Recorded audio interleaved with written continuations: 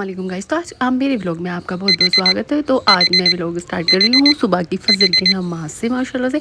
तो मैंने सुबह ही फजर की नमाज़ पढ़ ली थी और कुरान पढ़ लिया था। सूरह फजर पढ़ी मैंने और सूरह यासीन, सूरह रहमान पढ़ा मैंने, क्योंकि इन्हें पढ़नी चाहिए दिन मतलब आँख खुलते ही सबसे पहले हमें नमाज़ पढ़नी चाहिए। फिर नमाज़ के बाद हमें कुरान और ये सूरतें पढ़नी चाहिए। तो ये सूरतें मैंने पढ़ ली थी अल्हम्दुलिल्लाह से। और फिर उसके बाद मुझे याद आया, उसके बाद मैंने रात को नहीं करी बच्चों के कपड़ों पे प्रेस, ये यूनिफॉर्म पे, मतलब यूनिफॉर्म में रात को प्रेस करके रख देती हूँ, लेकिन रात मेरे ध्यान से निकल गया, रात को मैंने करी नहीं। तो फिर मैंने सुबह मॉर्निंग में कर ली थी, क्योंकि मॉर्निंग में मुझे याद आया तो कर लेती हूँ, क्योंकि सुबह सुबह बहुत सारे काम होते हैं और तो इसलिए मैंने पहले ही कर ली थी वहाँ।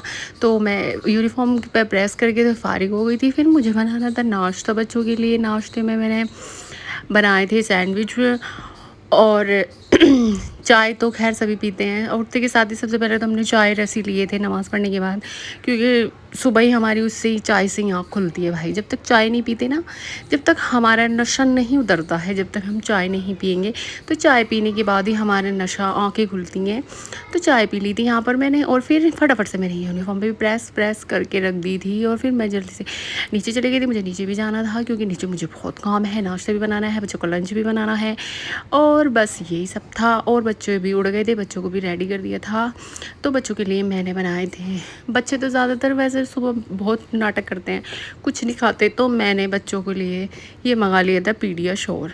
मैंने ना डब्बा नहीं मंगाया, डब्बा मंगा लेती हूँ ना तो बच्चे बस डब्बे के पीछे रहते हैं, आते जाते इसको खा लेते हैं। और पाउच होता है ना तो उनको नज़र नहीं आता, तो इसलिए पाउच ही खाते हैं, पाउच को तो छूते ही नहीं है।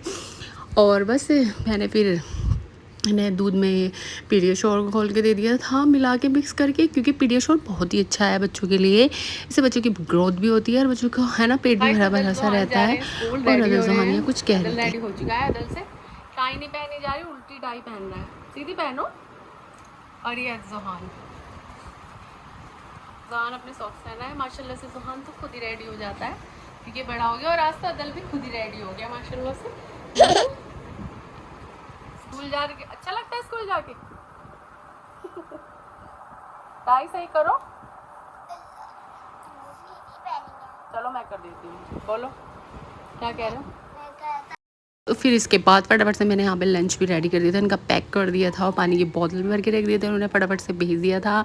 अली ने स्कूटी पे छोड़ के आ रहा था। अली की मेरे बच्चे की बहुत जिम्मेदारी लग चुकी है, इनको लेके आना, इनको छोड़ के भी आना और इनको लेके भी आना। बहुत अप डाउन करता है मेरा बच्चा। 2000 years later. और फिर थोड़ी देर बाद मैंने नाश्ता वाश्ता करने के बाद थोड़ी देर में लेट गई थी। लेटने के बाद फिर मैंने फटाफट से यहाँ पे सफाई शुरू कर दी थी। तो सफाई सबसे पहले तो बेड से शुरू होती है।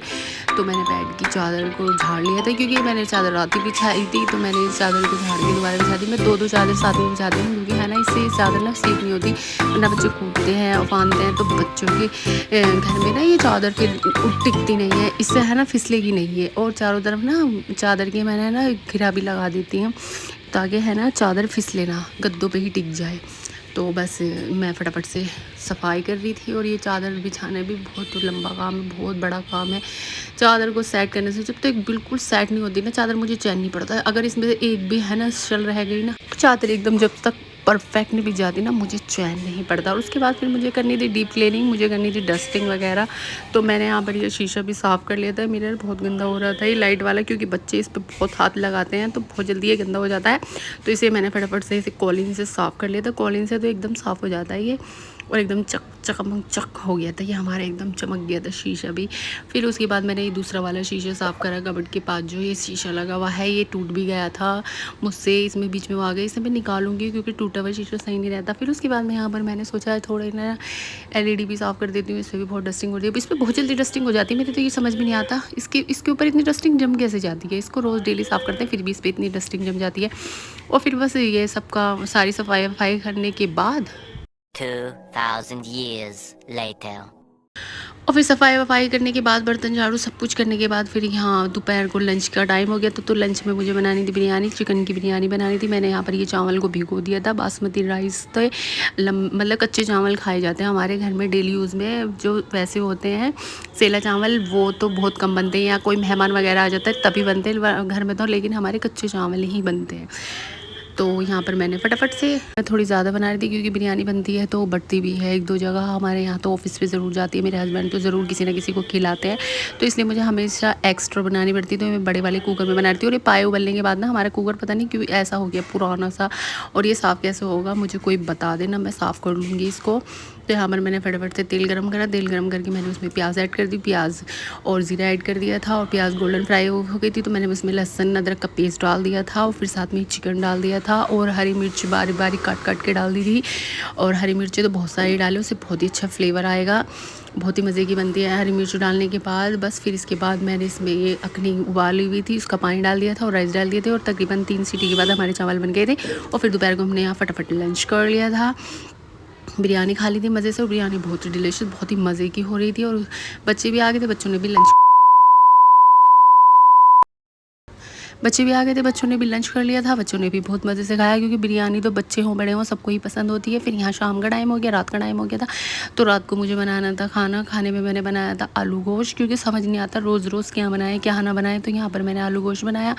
आलू गोश्त तो अच्छा ही लगता है, हमारे घर में तो गोश्त हो सब खा लेते हैं, कुछ भी हो गोश्त में दाल डाल दो, सब्ज़ी डाल दो, मगर गोश्त होना चाहिए, गोश्त के बिना हमारे घर में कोई नहीं खाएगा। तो ये मैंने मज़ेदार था, फटाफट से आलू गोश्त बना लिया था। और इतनी गर्मी हो रही है, और जैसे इतनी बारिश हो रही है और इतनी ही गर्मी हो रही है, पंखों में तो अमन रहता है, पंखों में तो मतलब सही है, सुकून है, लेकिन घर काम करो, किचन में काम करो या झाड़ू पोछा करो तो भैया इतनी गर्मी लगती है, शदीद गर्मी है। बस ये बातों बातों में मेरा आलू गोश्त भी बन के तैयार हो गया था मज़ेदार सा। फिर हमने रात को खाना खाया मज़े से, और खाना खाने के बाद फिर मैं रेस्ट किया, और रेस्ट करने के बाद फिर यहाँ पर मतलब मैंने हम मेरे हस्बैंड, और फिर रात को हमारे यहाँ पर आ गए थे मेहमान, मतलब तो फिर आलू गोश्त बन रखा हुआ था, आलू गोश्त बनाया, आलू गोश्त सर्व किया मैंने, गरम किया, और गर्मा गर्म रोटी बनाई फटाफट से और उनके सामने पेश करी। और फिर बस उनको आलू गोश्त इतना अच्छा लगा, बहुत ही मज़े का। बाहर से उन्होंने हमें कुछ मंगाने ही नहीं दिया, कहने लगे आलू गोश्त इतना अच्छा हो रहा है, आलू गोश्त ही खा लेंगे हम। हमने कहा अगर हमें कुछ पता होता तो हम कुछ और बना लेते, अचानक से ही आए थे, पता नहीं था हमें मेहमान आ रहे हैं। तो बिरयानी तो हमारी दोपहर में चटपट हो गई थी, ख़त्म हो गई थी, क्योंकि बच्चों ने ज़्यादातर ना बिरयानी ही खाई थी, आलू गोश्त तो बहुत ही कम खाया था इन्होंने। और बस फिर मैंने फटाफट यहाँ पर आलू गोश्त और दस्तरखान लगा दिया था, फिर सब ने मिल के खाना खाया उन्होंने, मेहमानों ने। और फिर बाद में मैंने उन सब के लिए बनाया मैंगो शेक। ये बाद में फिर मेरे लिए बचा हुआ था, मैंने ये पिया रात को मैंगो शेक, आइसक्रीम टॉपिंग डाल के। और प्लीज़ मेरी वीडियो को लाइक करें, सब्सक्राइब करें। बाय बाय, अल्लाह हाफिज़।